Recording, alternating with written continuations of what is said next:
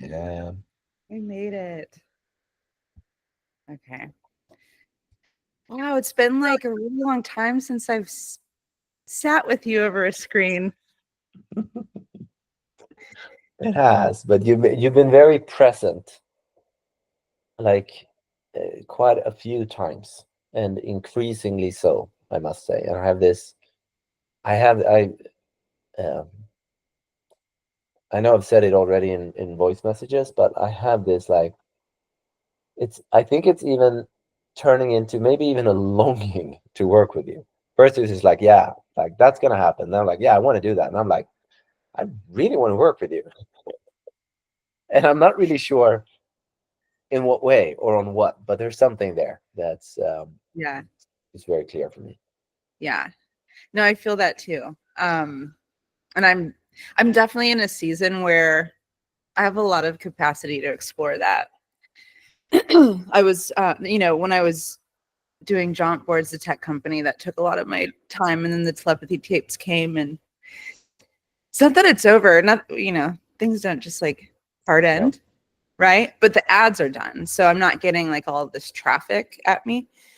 Um, and I'm kind of left with this beautiful residual pool of thousands of people who resonated with the telepathy tapes or with Jumpsuit or some combination thereof that I'm feeling into kind of what wants to be explored there. And it wouldn't surprise me if the thing that we want to explore together could support that potentially, and Yeah. there's there's the RCO conversation that I'd like to have with you, and then also anything else, because we've talked about like me flying to Sweden and journeying with you and all sorts Yes. of stuff. And I'm also to add to that,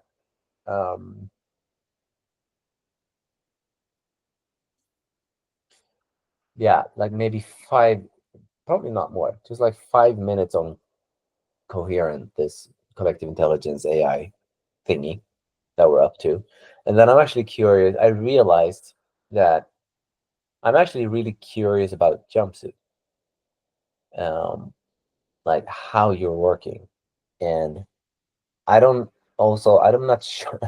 I don't remember how much of my background I gave you, because I like I've known of Jumpsuit, but I like a week ago I actually took the time to look through the website, and I'm like, why haven't we been talking more about this? Because it both has a lot of my background and my present uh, Yeah, in what's being described at Jumpsuit. amazing. Where do you want to start?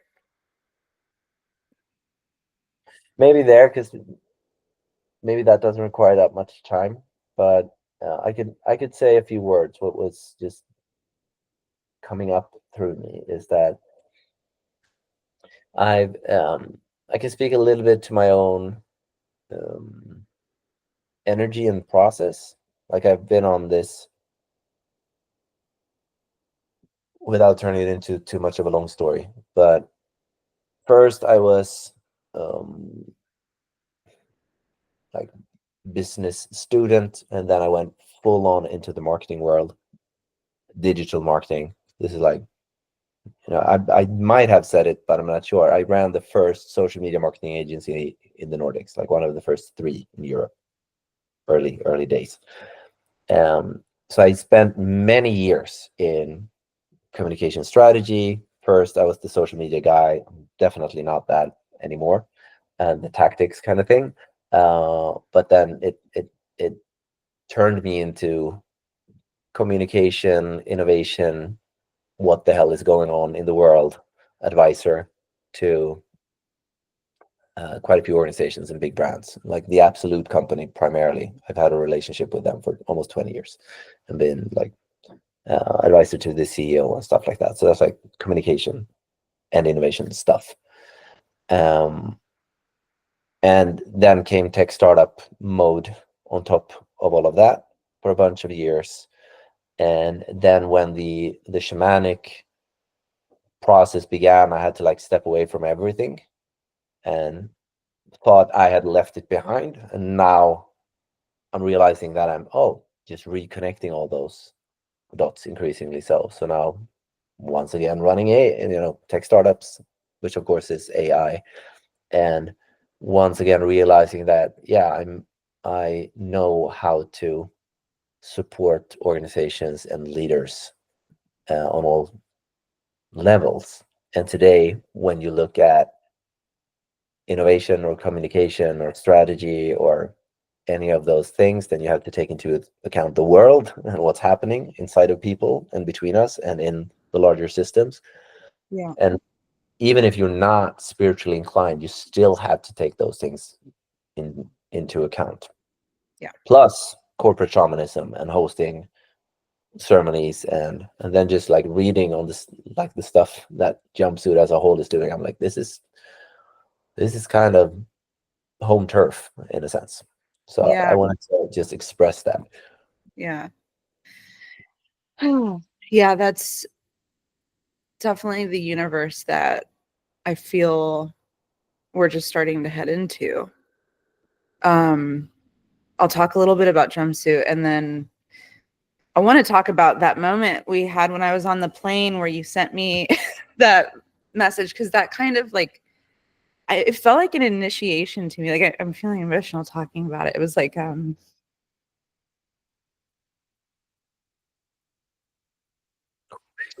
it was so good having you there. It was like,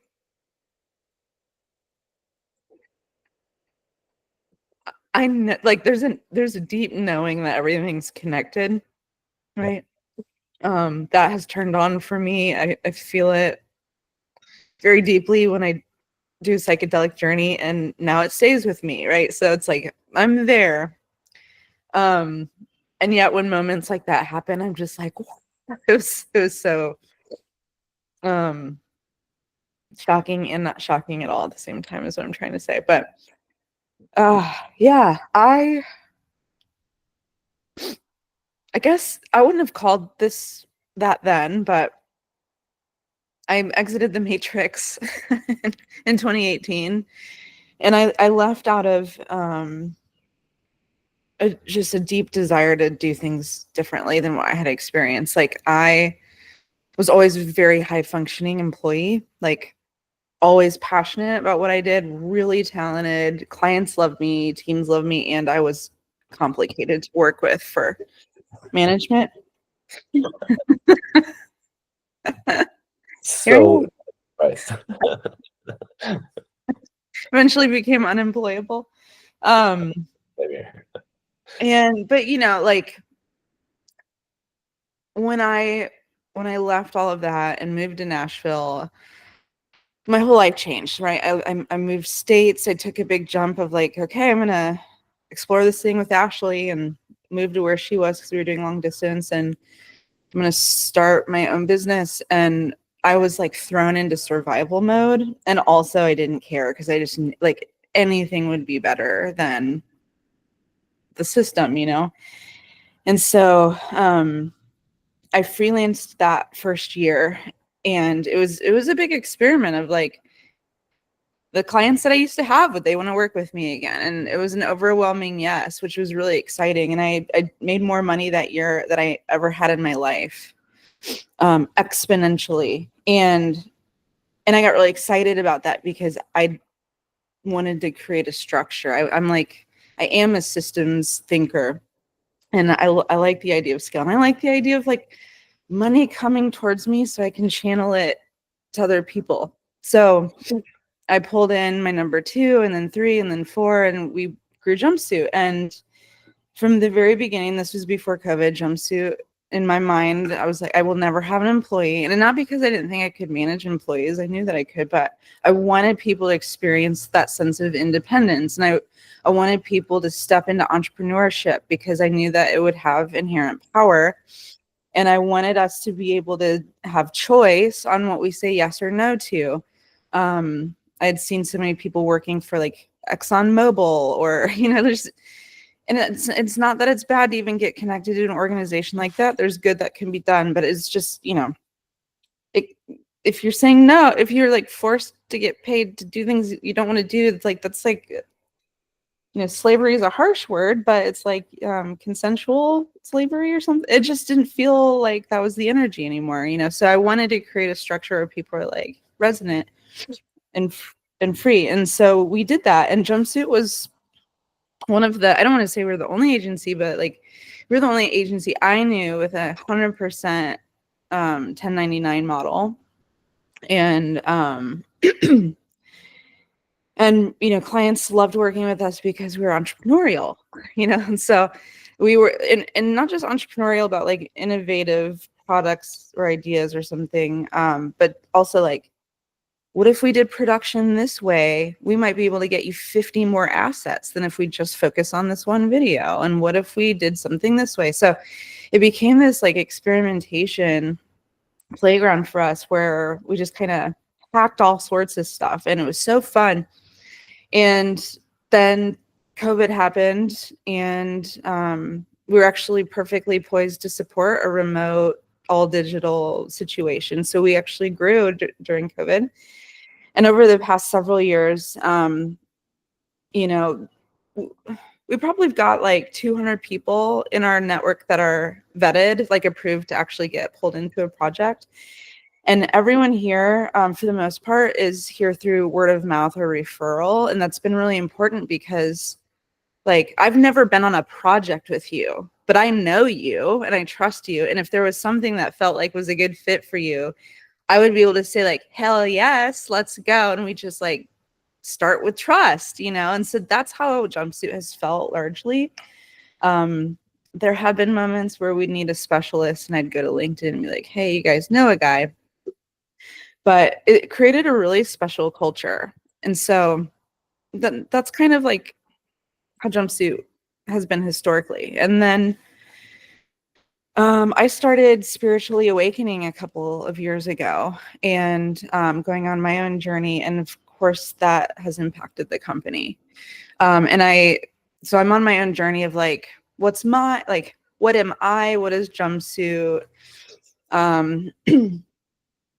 What parts want to be integrated? What parts need to be separated? And I feel like integration in that way started happening with this telepathy tapes campaign, because that's a whole other thing. But like that opportunity to sponsor and connect to it just came to me, and I didn't go searching for it. And it was a quick sacral yes to support that project. And so all of a sudden, I'm having to write ads, global ads, where people would hear about my company. And there was something inside me that's like, don't make a normal ad, even though our normal ads would be cool because like we're a jumpsuit. But it was like, don't sell. It felt like, don't sell your current services. I mean, like if you need a digital agency or whatever, right? And I gave myself permission to plant seeds. We had 5 ads, and I was like, okay, I'm also like a 1-3 generator, so I experiment a lot. But I'm like, each ad was like a little experiment. So like one ad was like, it's kind of like seeking, who are the founders out there who are on their own like psychedelic or shamanic journey? Where are you? And then another ad was like, who are the people that are still in the system, like playing this double life of like, I do UX, UI, and tarot reading, or That's what I heard. Yeah. Or like I did another one that's like, if you own land or retreat centers and you want to like host gatherings of people exploring consciousness, where are you? So it wasn't like a cohesive strategy, and I didn't have a funnel built or all the best practices that you're aware of. Like it just happened. And then, anyway, as a result, I've got like thousands of people around the globe who are here digitally, and many of them are like emotional and fucking like charged up to like create this new world, and you've seen a glimpse of that. So all that to say, you're like catching me in a moment where I'm like, I don't know what Jumpsuit is, because it was an agency that like that's like a 3D way of looking at it, and it has been blown into this like multi-dimensional experience that I'm like, oh, well, who am I talking to and how are you perceiving it? Because I could talk about it on so many different levels. you know? And I'm finding people who actually just immediately get that. They're like, oh, I see what this is. And I'm just like, what do you see? Help me see it. Help me see it. Can I speak to it not knowing that much, but having like a sense from my perspective? Of course. I would love your perspective. It's a bridge. Like it's the type of bridge that I've been waiting for years. Because I've been waiting for individuals and and and different type of objects that can act as bridges. Because I've just been waiting for I don't know how many years, but 5 or so, like seeing it like this thing is going to play out, and now it's actually beginning to play out. And these kinds of vessels, I see it as um, like a wormhole in the universe. It's like this is something that can move people. It's actually a bridge that or a tunnel that we can walk through between paradigms, and we can walk back and forth, and you can stand and kind of like peek in, and all along, like I see it as human beings all along that bridge, where some are like really far into the unknown emergent paradigm, and some are just peeking in, but like it's kind of like a hand holding, like a chain, like you can actually Mhm. feel safe because there are people all along this track. Wow. And we can Mhm. also we can not only then I mean we can send things back and forth, like there's information flowing, and we can explore and we can experiment and we can create objects. That's mostly what I'm not mostly perhaps, but one of the things that I'm experiencing that we're doing is that we're creating objects from an emergent paradigm where it's not an object at all, because you don't need objects there, and that's in the same way. But in this present, slowly dying, soon to be composted paradigm, we still need objects because that's how we understand things. So Yeah. we take energetics and presence and just love in many ways, and we turn it into an object that's somehow understandable. But the object in itself is a portal. Like it's you have to take a step into that tunnel to hold that object and like look at it like, oh, this is interesting. And then, when you raise your gaze, you see that, oh, like, whoa, we're moving, we're going somewhere. Yeah. When you say object, give me some examples of what has been created or even what could be created to help move people into that higher dimensional. The objects as they appear to me are, I'll give some concrete examples, the objects that we're working on, but many of the objects that I see are narratives. Like Jumpsuit in itself is an object. Like Yeah. it's an agency, three-dimensional guy. I know what an agency is, and it's it. We need to create shiny objects because that's the game of the current paradigm is shiny objects, aspirational. It's like they're cool, they're big, they're making money, they're whatever it is, like something that's attracting the attention because Yep. we look at shiny objects. Um, Narratives can be shiny objects as well. We're doing a lot of work on trying to figure out what are narrative bridges into this paradigm. And it doesn't seem to be like words like impact, definitely not. Words like regenerative and complexity, like not for a large group of people. They're not words that fit into the current paradigm. They're too out there and too abstract and don't know how to make sense of it. We are currently playing with business 3.0 or 3.0 because it creates a linear concept of something that's non-linear. So that's like one example. We're not done. We're not certain that's the thing, but it kind of makes sense. And the aspirational aspect is that if there's 1.0, 2.0, 3.0, we always want to be at the highest number because that's always the best. Yeah. It's like, people just think it's the best. Like, oh, you're stuck in 2.0. I'm in 3.0. It's like, of course, Web3, all these things. We want to progress because progression is also part of the current. It's not needed in the emergent one, but And for us, the RCO in itself is an object.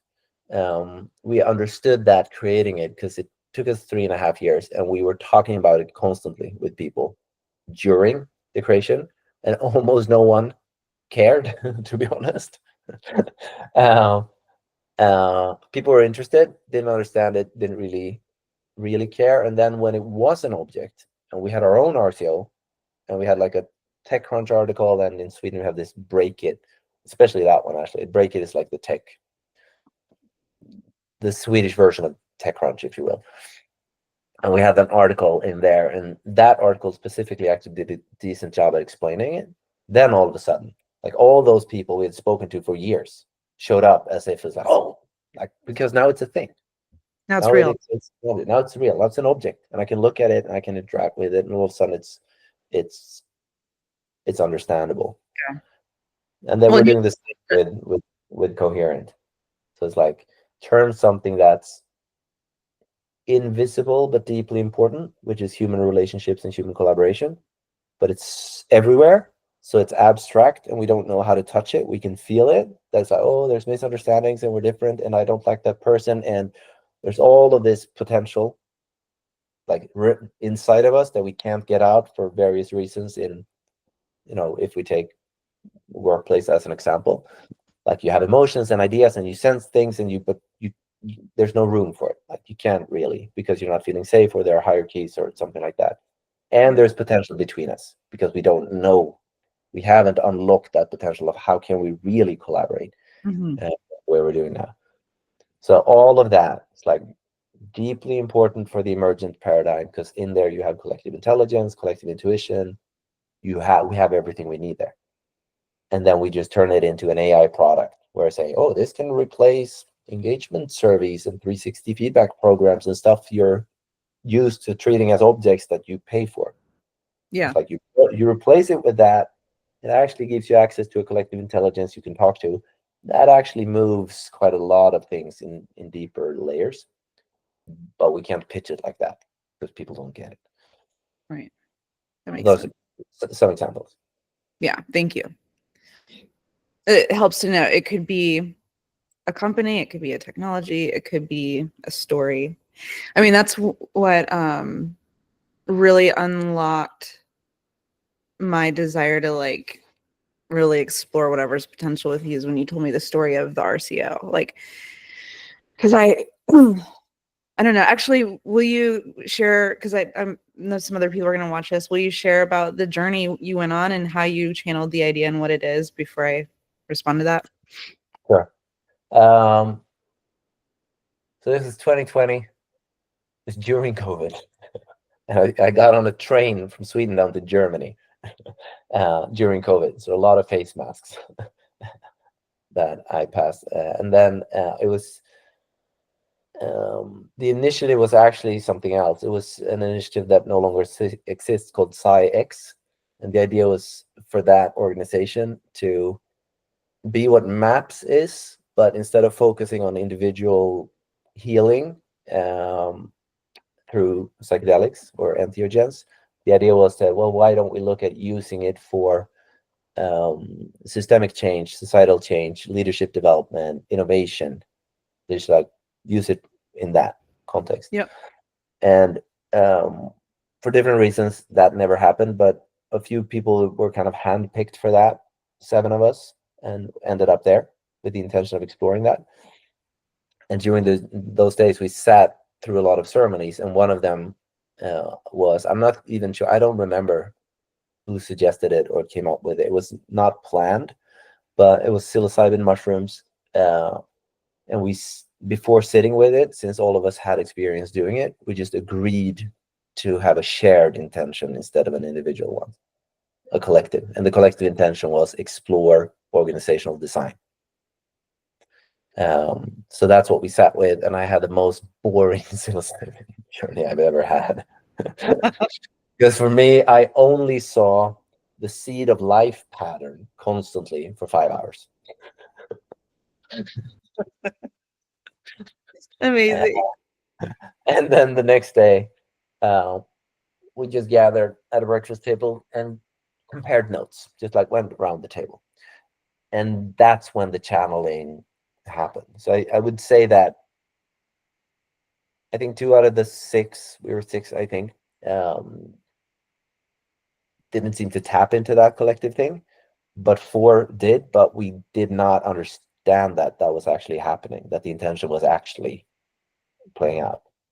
Yeah. And then just because what people shared, somehow I just started seeing this image where the seed of life pattern turned into a torus, a three like a donut. And all of a sudden I saw an organization as that, and energy flowing into it in the form of information, engagement, resources.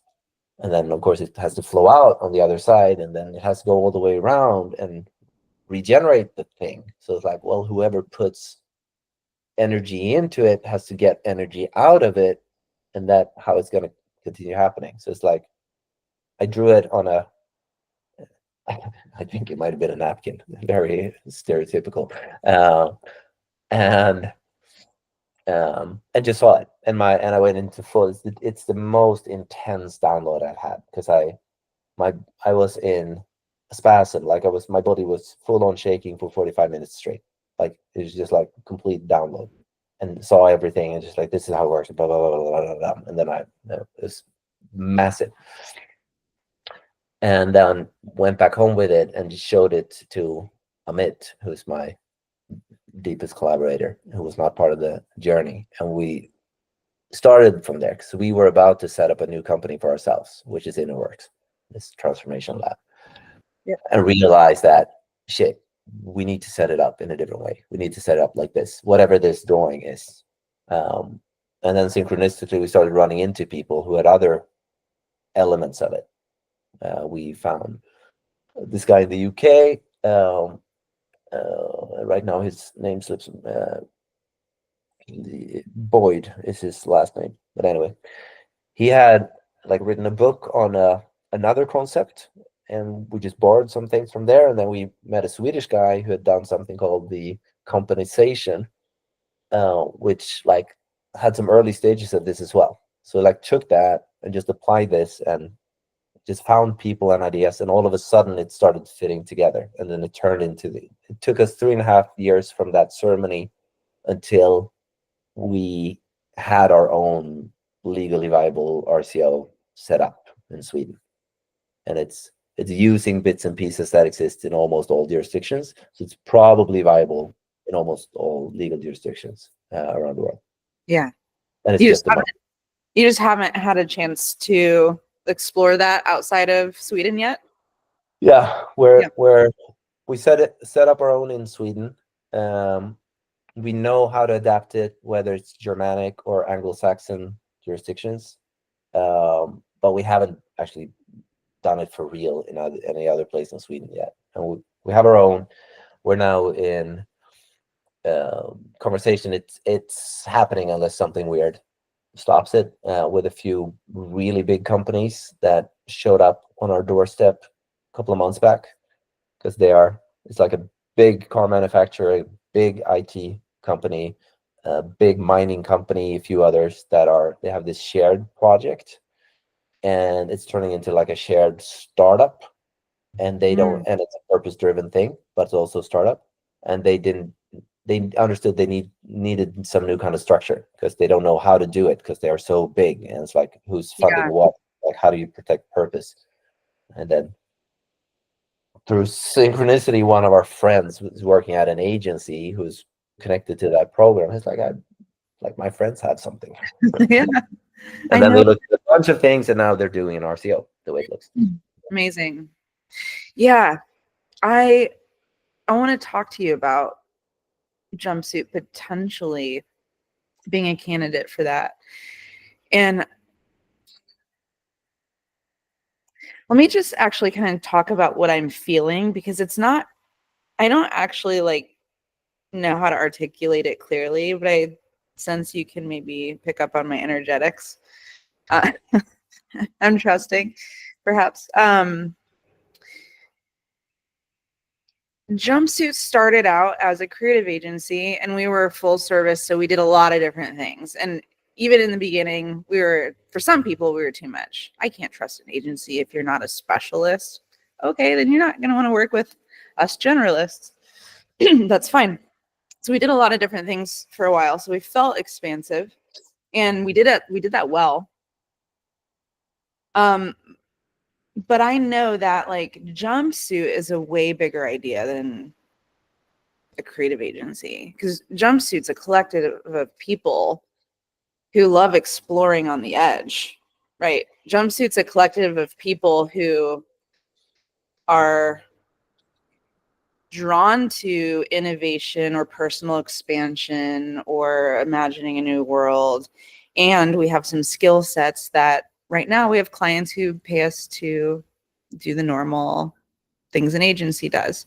So I feel so like if I'm kind of embodying what Jumpsuit feels like, it feels so stretched right now, where it's like, this is how it's making its money. And I know that this isn't how it's going to keep making its money. Like AI is here, and we're working with it, right? Like we've got a plan to keep this part alive for as long as it needs to be alive, of service to clients as long as they need these things. But like, that's just not the future. Like I know that. And now that I'm seeing all this new energy come in, people who are like jumpsuits making them feel liberated. And we haven't done a project together. I wouldn't even know, half of these people, I wouldn't even know how to like find a client to pay them for what they do, because they are already calling themselves, I don't know, like cosmic, I'd have to look up some of the titles. Like they're calling themselves titles that don't exist in the real world yet. Yeah. And I'm like, yeah, like put that on LinkedIn and put it under Jumpsuit, and just, you know, as an experiment, perhaps, but as like some sort of like company entity validating that that is actually a real thing that will be needed in the future, and go explore it. So like me and Jumpsuit is kind of like this agreement, permission slip, whatever it is, of like what's happening over here. And so when you talk about being a bridge, I'm like, yeah, I feel that. Like I feel like this bridge between this 3D world and this whatever 5D world, or whatever you want to call it. I don't know. That feels too limited even. But and also, you said it earlier, these things don't actually like happen until they become form in some sort of form. And so I'm already feeling liberated by you to be like, it could just be a story at first. It could be an AI generated image. It could be literally any sort of artifact that we channel from here and put out into the world to help people see and take a step closer. Like that feels very liberating to me. And I want to like honor all of this energy here, right? Because like I invited you to that call where 250 people signed up to be on this whiteboard, and just wouldn't it be cool if the future looked like this? And it's like, I know that I can't personally, and Jumpsuit as an entity can't like just say yes and fund all these things. That's not possible. But we can keep creating these containers where we continue to meet and explore and refine and make these things, and trust that it turns into whatever it needs to turn into. Like that feels really liberating. So anyway, my LLC that gets payments through traditional clients who need these things can't fund this thing.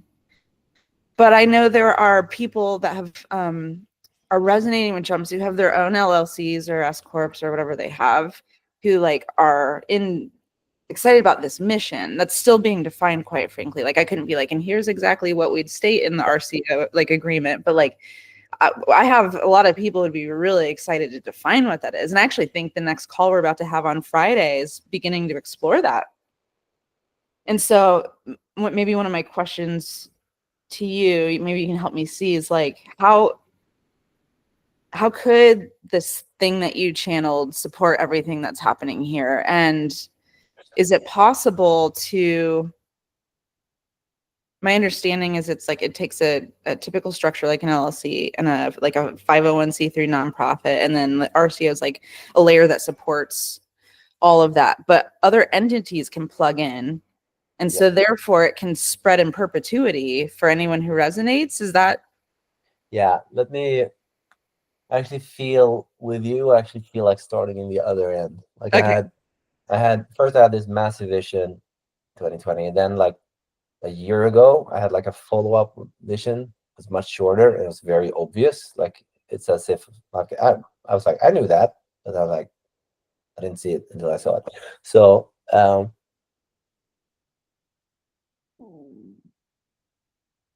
are you, if I ask you to imagine things visually, are you visually inclined, or is it easier for me to do it in another form? We can try. I'm pretty claircognizant. It's just like a quick knowing, but we can Yeah, try it. so the like the actual underlying like energetic structure of an RCO is a torus. It's a toroidal regenerative energy field. It's a donut that regenerates itself.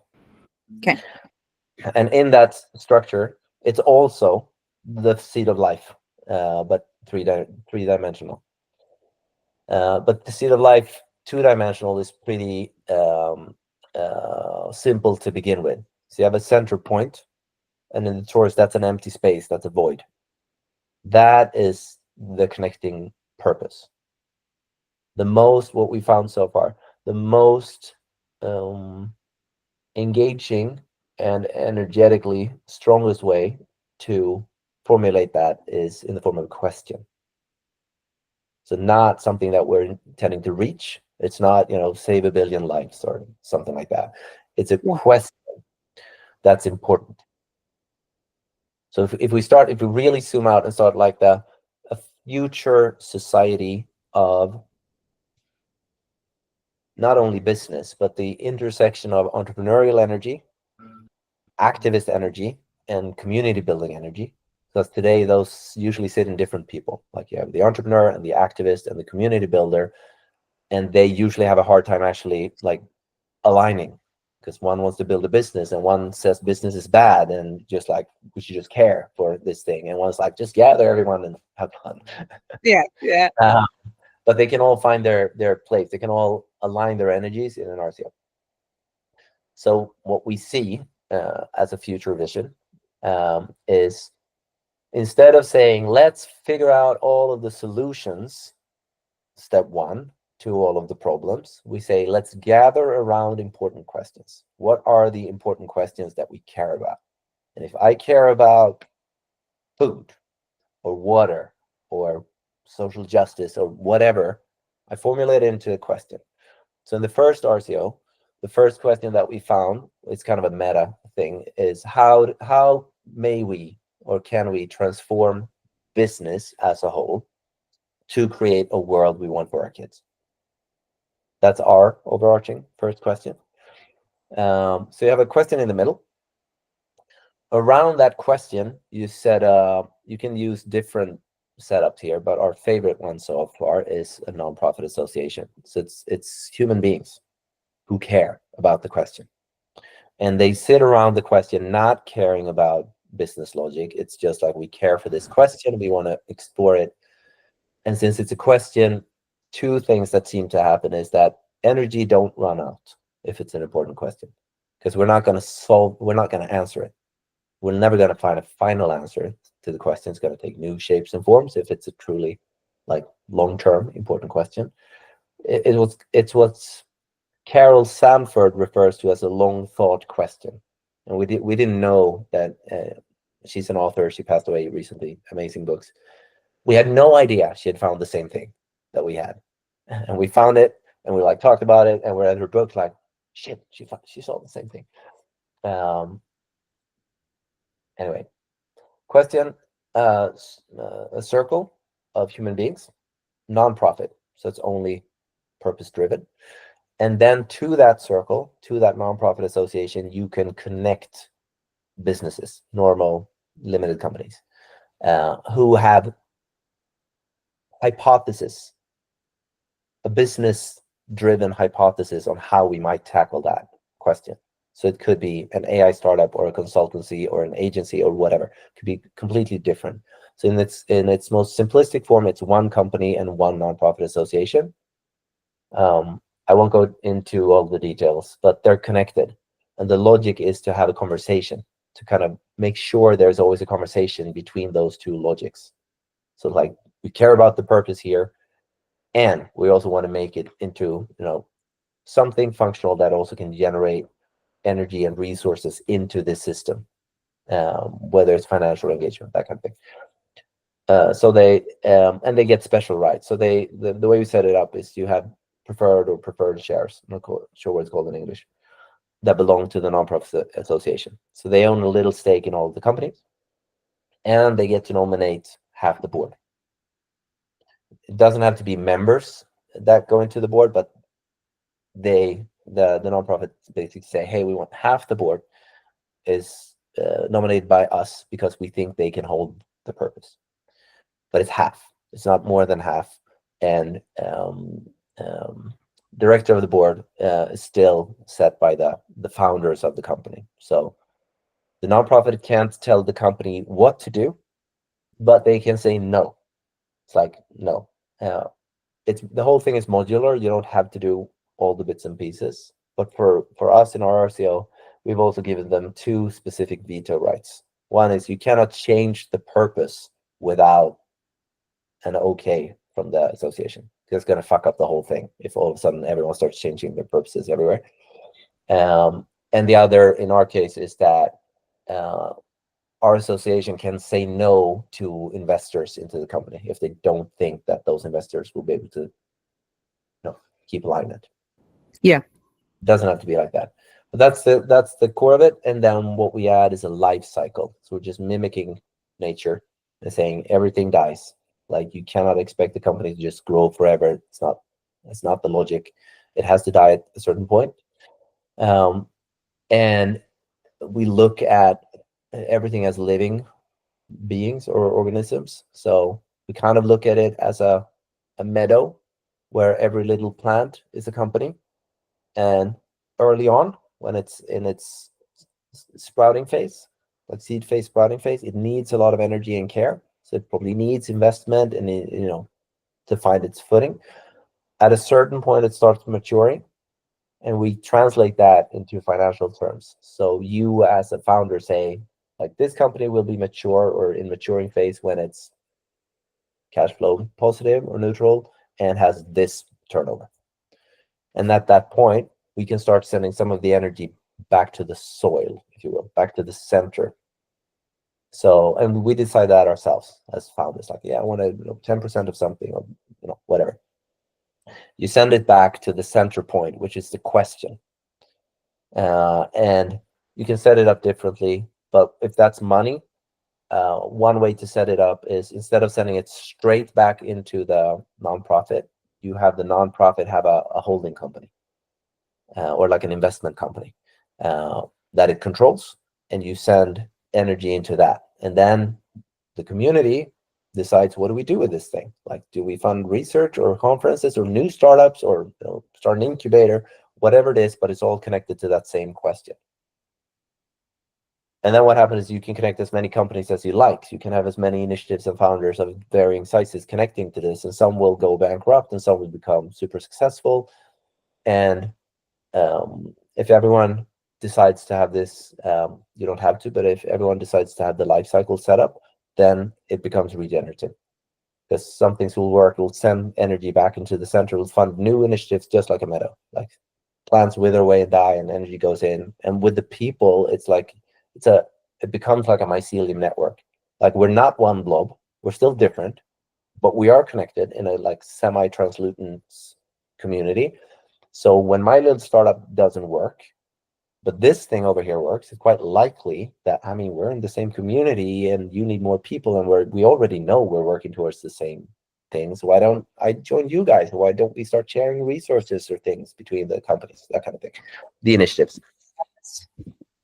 And let's not say too many more things maybe. And then down the line, the end of the life cycle. It's like when an RCO dies, which happens when the nonprofit decides to disintegrate for whatever reason. Like no one, this question is not relevant anymore. No one cares. So the world changed and we're no longer relevant.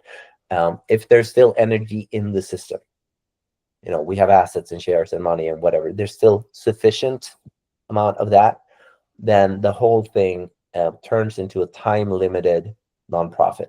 So the foundation. So the association disintegrates, sets all the remaining resources into time-limited foundation, and that the only job of that foundation is into a set fixed period of time. So it's not like an evergreen and some guy, you know, some legal counselor in Switzerland becomes rich forever. You said 5 or 10 or 20 years. You decide at that point. It's just to like redistribute all the remaining energy into the surrounding ecosystem at that point in time, which could be in 2 years or 100 years. We don't know. So like whatever makes sense then, whatever is the equivalent of this purpose that we had in the new, just like send it out as grants or whatever you want at that time. So it's just like it composts into the surrounding ecosystem. Yeah. That's beautiful. It's the mushrooms talking. Yeah. I love it. Yeah, I've been exploring like, is it a DAO? Is it this? I'm sure a DAO could be a part of this, actually. You could connect with the DAO. We've been talking to Haifa quite a lot. If you're familiar with Haifa, it's like a DAOs group. They're supporting DAOs through a DAO. We've had a bunch of conversations, but we didn't go into all the nitty-gritty details. But the logic is very similar. But in a DAO, you start with the technology, and we start with just like legal jiu-jitsu and just like core basic human stuff. But it's very, very likely that you can quite easily combine the two. Yeah. Okay. Yeah, I mean, everything that you described feels very resonant to what I've been feeling. I kind of want to shift gears a little bit, and I want to understand, well, while we're exploring, like I want to understand your incubator. Like, what are you doing at Innerworks, and like what kind of support do you need over there? And also, I'm looking at this whiteboard of ideas like food and personal freedom and all sorts of things, right? And I know that there are going to be questions that lead to actual real opportunities to create AI or companies or whatever. And so help me understand what you're doing. And I'm curious, like if there's a way to connect. Yeah, I'm pretty sure there is. There's a little before saying that. I know I've already said that, but I really feel you should have a conversation with Amit, who's the other half of me in a way. Yeah. And also, I know he has befriended the founder of Coreless. Are you familiar with Coreless? Should look into that. I won't do the story of that it's right now, but they've accomplished something similar with a different logic, and there's something there that's relevant as well. But for Innerworks, we describe Innerworks as a transformation lab and venture studio. And we're an RCO, so there's a question in the middle, which is this: how may we transform the world of business so it can create a world we would want our kids to inhabit? That's like 6 or 7 years, not even in the making. It's like emergent. We've been trying to turn it into an object for quite some time, and now it is an object, and now we can speak of what it is that we do with some type of resolution, at least, because the whole thing is, if we speak in this paradigm, we say, okay, we work on changing the world of business. That's what we're here for. And we do it by finding new structures like the RCO, because you need structure for business, like containers to do things in, We find new ways of strategizing or creating strategy. Like we have one thing we call meadow mapping, which is a combination of things where you look at whatever you're creating as a meadow, where certain things are dying, certain things are growing, and like what needs what, and what's the weather like, what's the climate, is there rain, is there a draft coming, like stuff like that. I won't go through that, but strategy and then ways of working, where it can be not just like a tool, like a tool for working, but also like coherent, like an AI thing that actually supports new ways of working, that can tap into collective intelligence or allow the emotions and the thoughts and the ideas of the actual human beings to actually inform one another and the whole living organization. So it's those three realms. That said, we're very deep, we're like chest deep, or more so, into complexity living systems, not only theory but also practicing. So it's all emergent, like we are constantly moving in the unknown, so we can never say what's happening. Like we don't know where we're going, but we know exactly how to get there. That's usually what we say. Like we don't know where we're going, we know how to, because in that world, if I kind of tune into our current way of talking about business 3.0, one way to make it somehow understandable, even though it is not, but is to say that the world is complex. So it's not simple, it's not complicated, it's a complex system, so you cannot actually understand it. And it's connected. So everything impacts everything. So it's like it's just impossible to, it's changing rapidly in ways that we cannot understand. And the only way we found so far to actually navigate that world is through relationships. So it's a relational worldview where we understand that everything is in a relationship with everything. Everything impacts everything, and it's hyper complex, so not one human mind can understand it. But we can navigate it.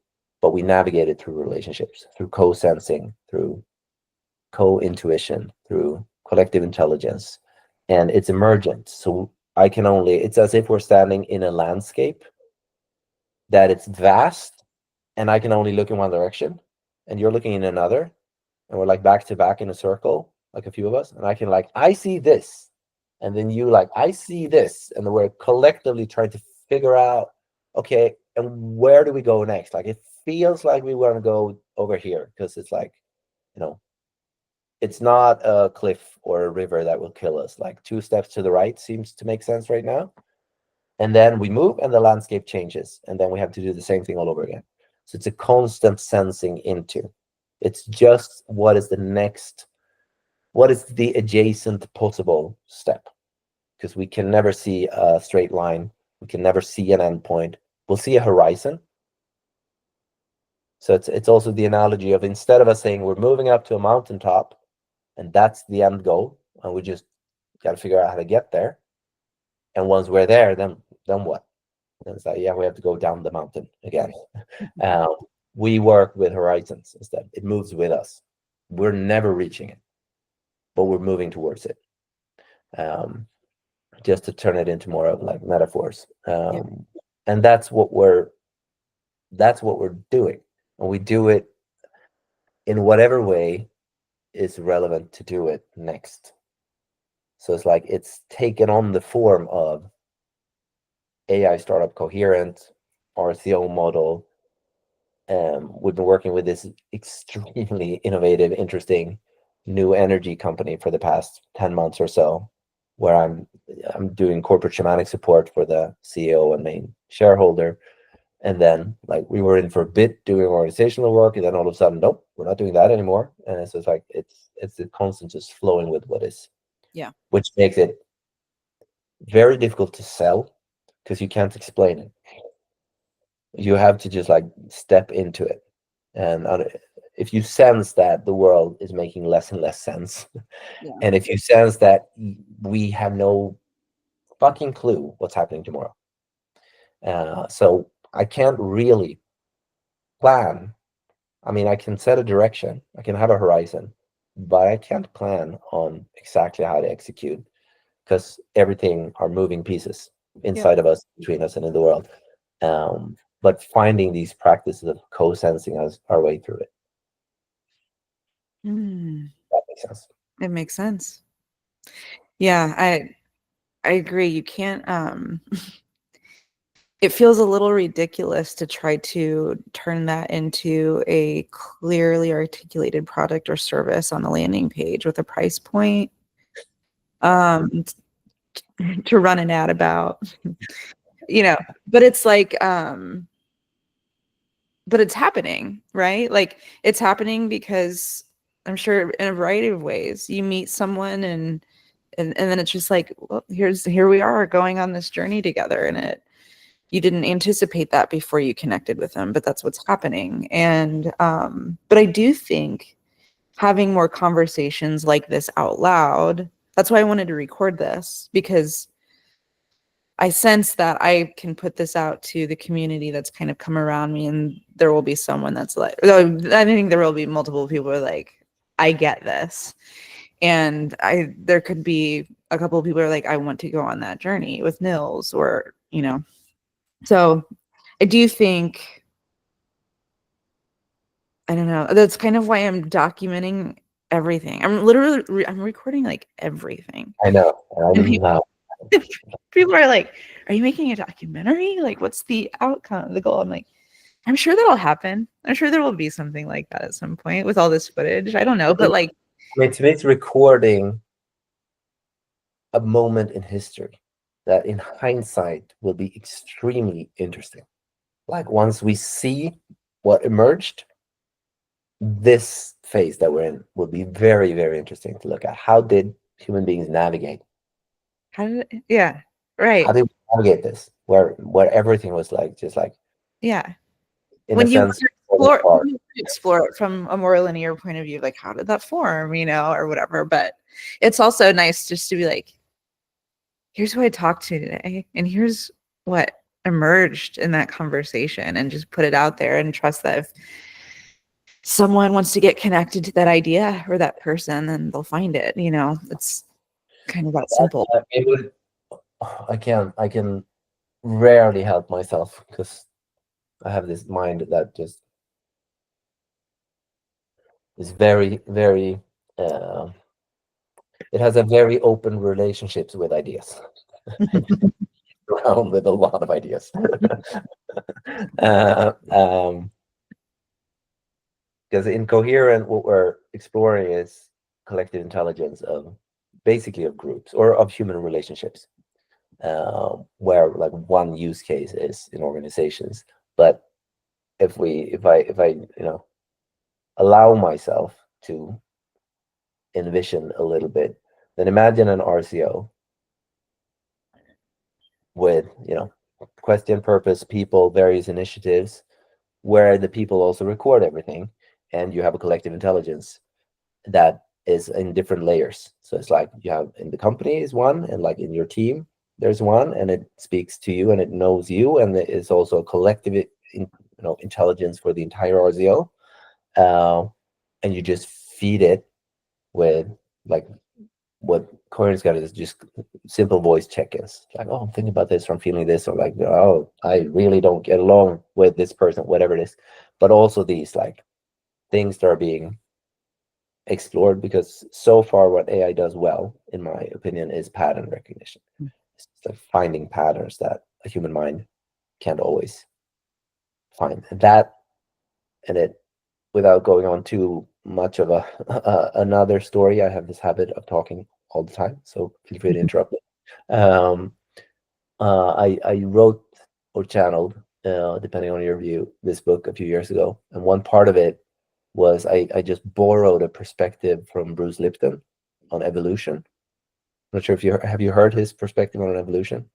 No. Obviously, everything in terms of what we can think and say are just perspectives. Like we cannot think or say absolute truth. So it's just interactive truth. But that perspective resonated with me. Like if we look at evolution, one way of looking at it is that it can be seen as a continuous expansion of consciousness. And the way he sense made around it was that if you look at the cellular membrane, like the cellular membrane kind of works like a brain. Mhm. Because it's taking in information. It has these signal proteins in the membrane. It's taking in information from the outside and sending it to the core, and that directs what the cell does. So it's like taking information, like a human brain. So Yeah. you could say, you could argue that that's a very small unit of awareness. Mhm. And then he goes on saying, and that those proteins, those little channels, signal receptors, they only exist in a monolayer. They can't be stacked on top of each other. They're only in one layer. So that could, you could then sense make that the surface area of the cellular membrane is like this. That's like the amount of awareness that's in the cell. And the only way to expand that is to increase the surface area. So if you take it from like one cellular organisms to a human, if you take a human brain and you roll it out, it's like 4 soccer fields. Mm-hmm. So it's just a lot of surface area of awareness. And then he says, if we look at evolution, there seems to be 2 processes happening. One is this kind of generation by generation, tiny changes, survival of the fittest adaptation stuff that happens. But at certain points, we make these evolutionary leaps, and that seems to happen when the individual organism can't hold more surface area. Like it's structure can't hold more size. Yep. And then what happens is that multiple of these smaller entities band up and create some kind of protective layer around them, like from one cell to multicellular organisms. Yep. Like you have a layer around them. It usually lines up with the environment becoming increasingly toxic, difficult to survive in. Interesting. So that's happening. And then the quite natural, perspective then is, well, if we look at ourselves today, it's like if we as individuals would be able to hold more awareness surface areas, we need much stronger necks because our heads they can't be much bigger. And nothing seems to be pointing towards babies being born with bigger heads and bigger necks. Like it doesn't seem to be happening. So what if we're actually hitting one of those breaking points again? And then, okay, what are we doing? Well, we have the internet as some kind of connective interface between all of us. And what if we are actually, and if you tie it into spiritual awakening, starting to understand that we are a collective organism, and the environment is becoming increasingly hostile. So what if we need to band together in new ways to actually be able to maneuver this environment, and with the insight that I'm a cell in a bigger intelligence, like I am both, like I need it. So I need to care for everything and everyone here. I can't think that I'm separated from it, because then if we all think that, we're going to kill the whole thing and kill ourselves. And now I just went on this whole rant. So thank you for that. I can't even remember why I started doing that. But but if we then look at like coherent, collective intelligence of a group of human beings, that's just one initiative that's fitting that pattern. It's like we're increasingly doing it consciously or subconsciously, just like making it possible for us to actually start acting as a collective living organism. Yeah. Well, and I mean, the 2 worlds that I've been in, thinking about incessantly for the past year or more, is AI, which is allowing more of that to happen, and then telepathy, right? Being able to just I mean, and I've experienced this year moving beyond telepathy as a concept that I find curious and that I'm open to, and actually have had moments of experiencing it myself.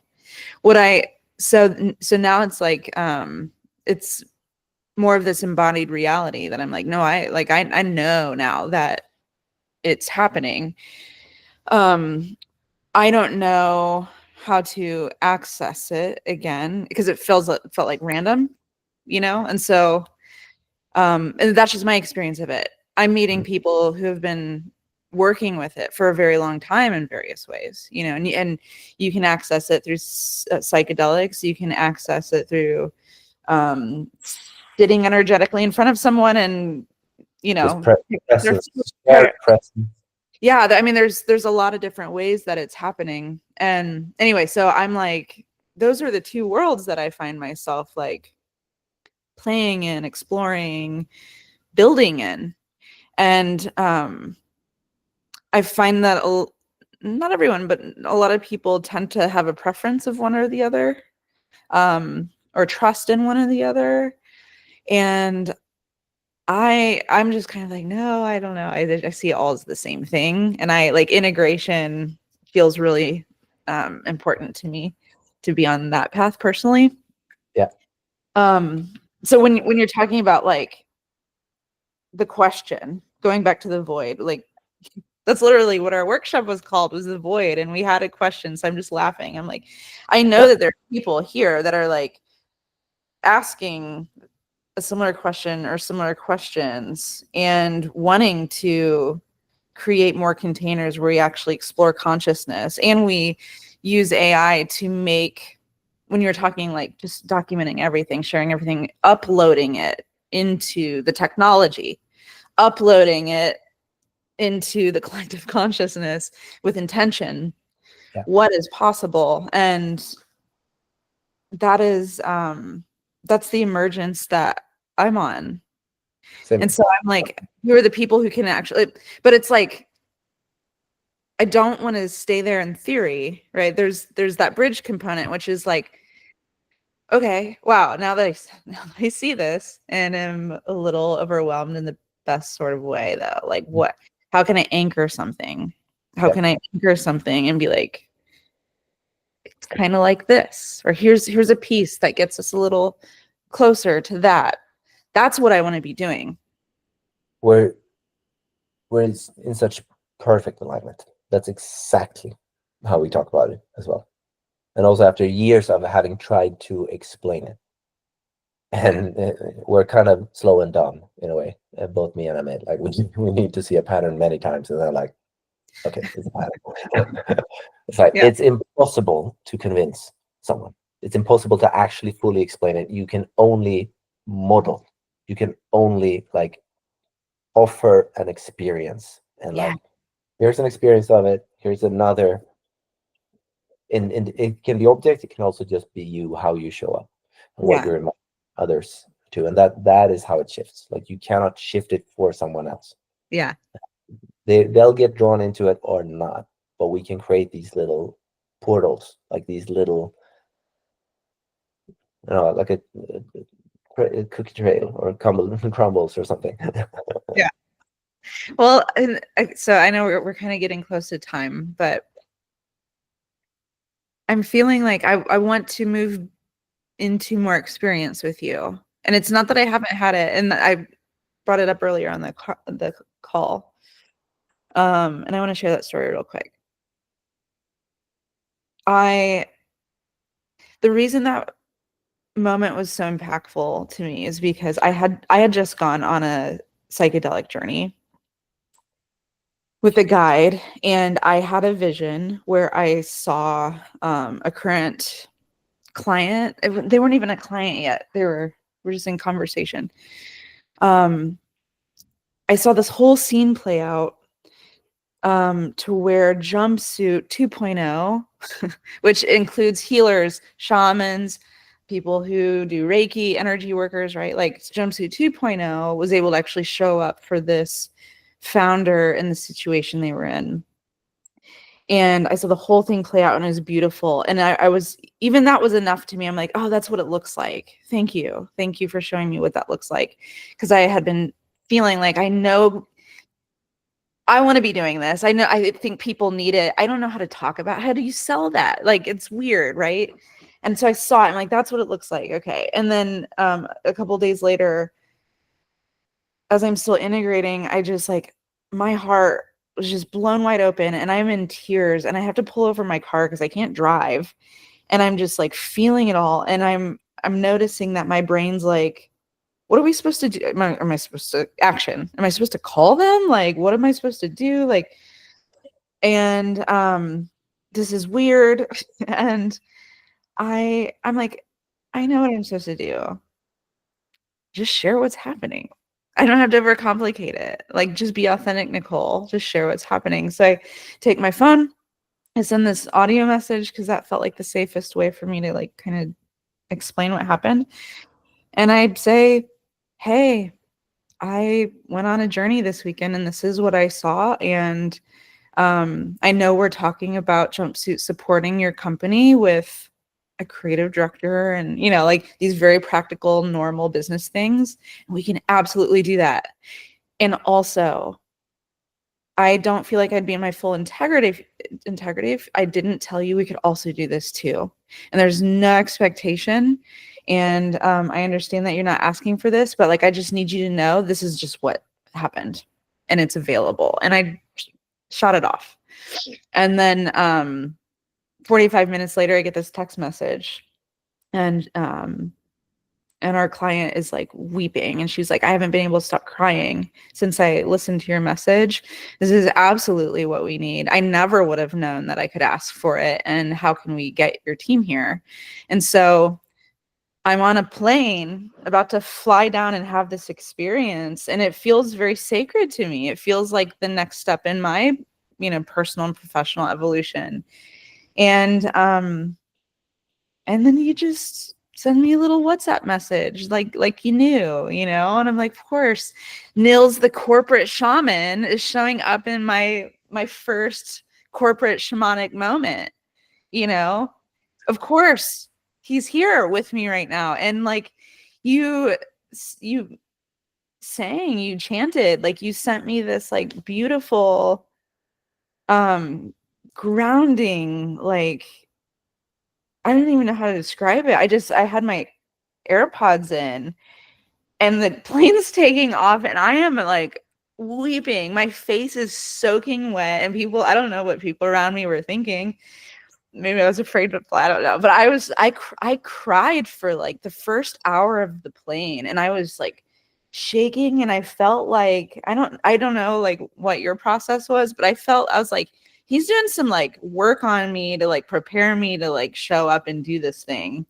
And it was powerful, it was beautiful. And I'm like, I want to do more of that.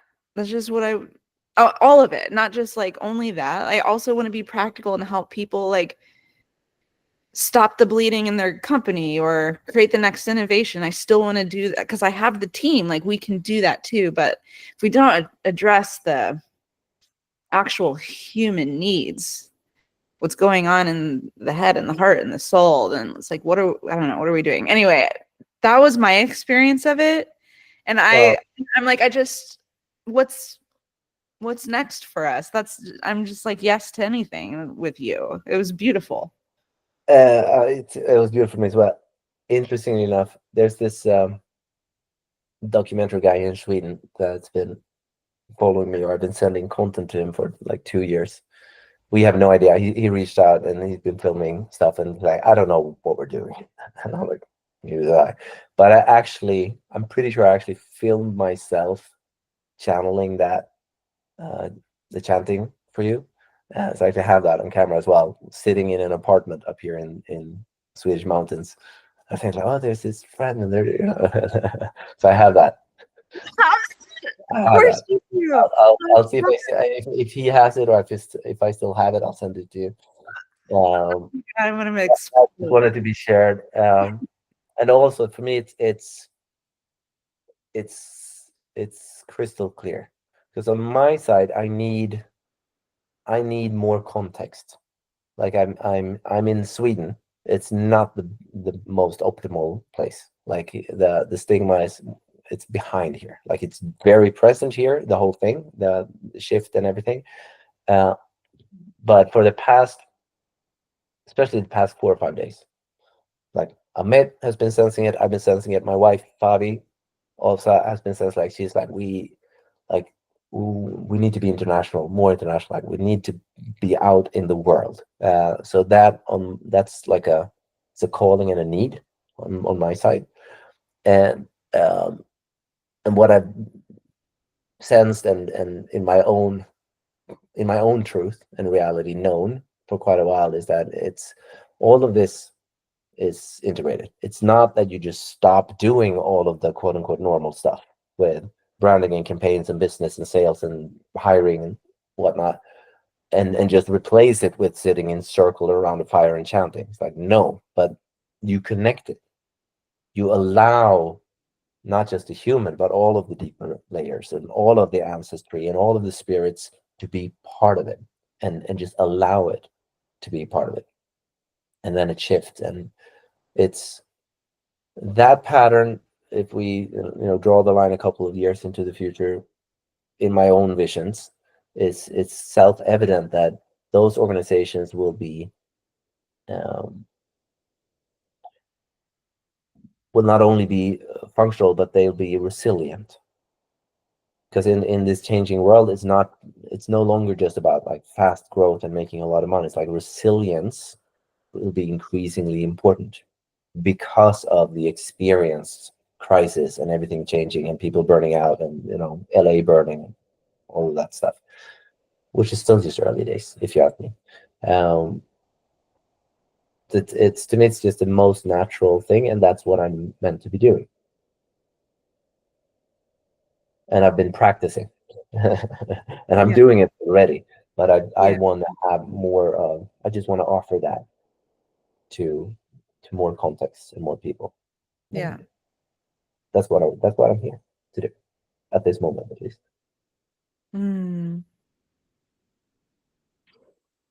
I want to meet a meet. Is it a meet or a mitt? How do you say it? Amit. The former teen pop star Amit. I would like Amit. And I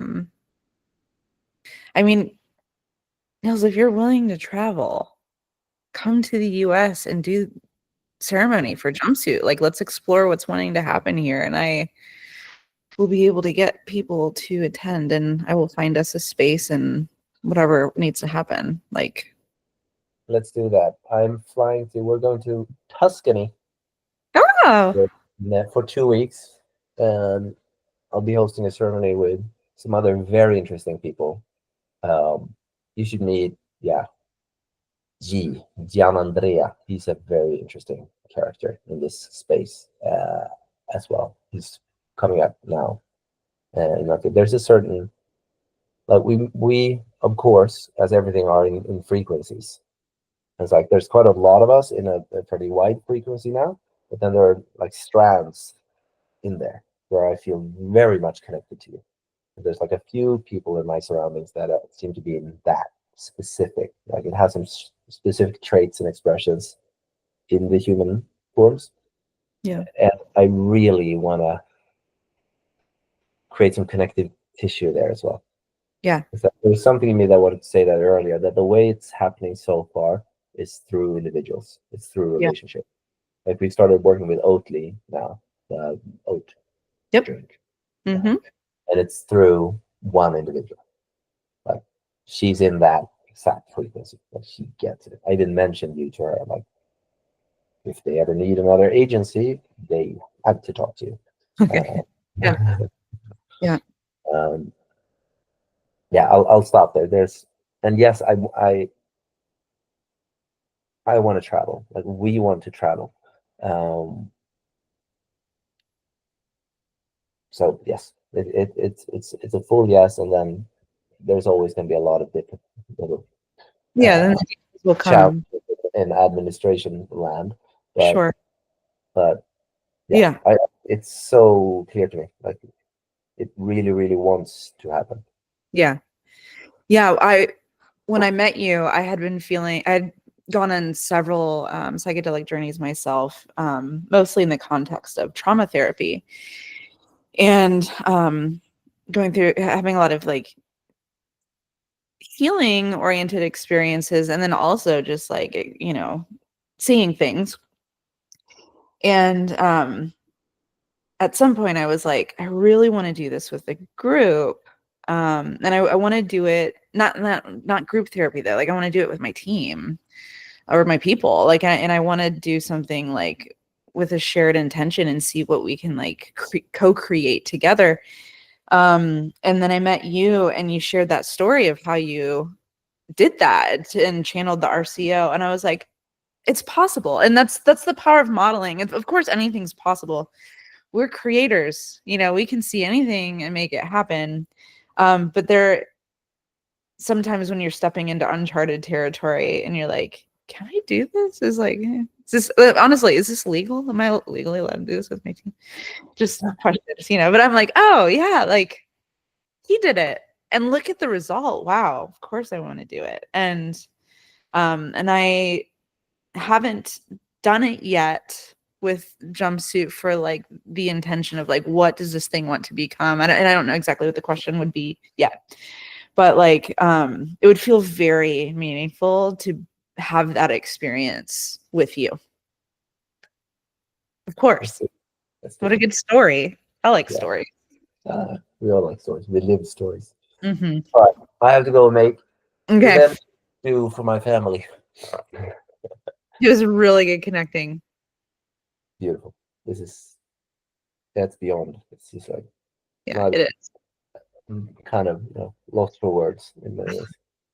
Which is unmatched. Yeah, I love you so much. Likewise. This is beautiful. Like, I can't wait to all meet in person, like not just here, but the connection is so. It's giving me so much joy and energy and hope and excitement and like just all of it. So thank you for that. Thank you. Thank you. Let's speak very soon. Okay. All right. Bye, friend. All right. Ciao. Bye.